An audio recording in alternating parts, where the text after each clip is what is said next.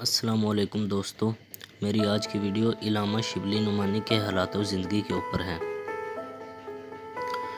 بہت سے ہمارے لوگ ہیں جنہیں اردو ادب کے مصنفین کے بارے میں نہیں پتہ، جو تاریخی کتابیں نہیں پڑھتے اور سوشل میڈیا پہ ویسے ہی فن والی ویڈیو دیکھتے رہتے ہیں۔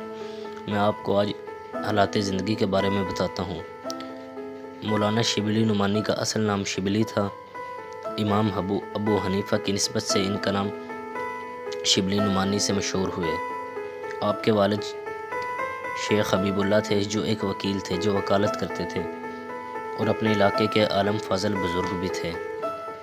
یہ بہت بڑے بزرگ تھے اپنے علاقے کے، اسی وجہ سے انہیں اپنے علاقے میں کافی زیادہ عزت کا مقام حاصل تھا۔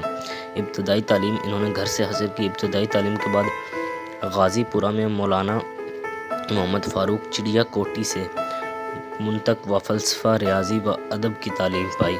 رامپور میں مولانا ارشاد حسین سے فقہ و حدیث کا درس لیا۔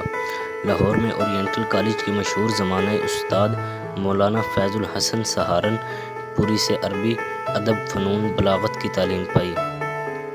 سہارنپور پہنچے اور مولوی احمد علی سے تکمیل حدیث کی۔ پروفیسر آرنلڈ سے فرانسیسی زبان اور فلسفہ میں استفادہ کیا اور انہیں عربی پڑھائی۔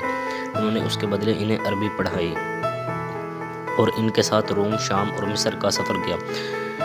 ان کے اس سفر کا مقصد زیادہ کتب خانوں کا دورہ کرنا، مطلب کتب خانوں میں کتابیں پڑھنا، ان کا وزٹ کرنا۔ لکھنؤ میں ندوۃ العلماء کی بنیاد بھی انہوں نے ہی رکھی۔ دینی مدارس کا نصاب مقرر کیا۔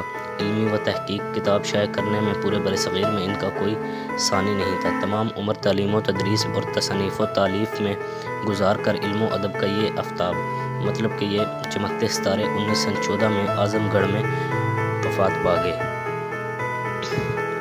اللہ پاک سے دعا ہے کہ اللہ پاک ہمیں اپنے اردو ادب کے ستاروں کی عزت کرنے کی توفیق عطا فرمائے، اور انہوں نے جو ہمارے لیے قربانیاں دی ہیں، ہمیں اس کا احساس اپنے اندر پیدا کرنے کی توفیق عطا فرمائے۔